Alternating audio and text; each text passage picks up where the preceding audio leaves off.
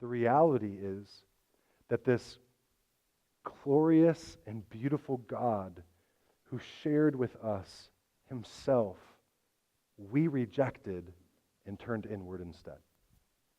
See, I speak of sin often as selfishness or self-exalting or self-relying or self-dependence. It's all about the self. Why? Because it's wholly different than what God is like. The Trinity has never been about self. The Trinity has always been about the other.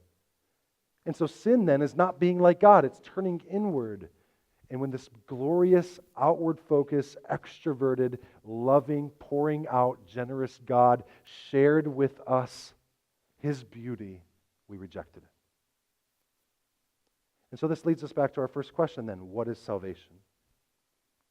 If we start with Genesis 3 and sin, the salvation is we broke a moral law and have been invited back in as law-abiding citizens. If we start with Genesis 2 and man, then salvation is we are broken as humanity. We need to evolve into a better version of ourselves, or we need to restore some sort of past glory that we once had, and so we need some self-help and Oprah, and we need God to help.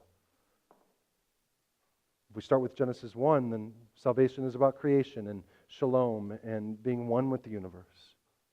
But if we start with the triune God of the universe that we have, and we rejected that God, what then is salvation?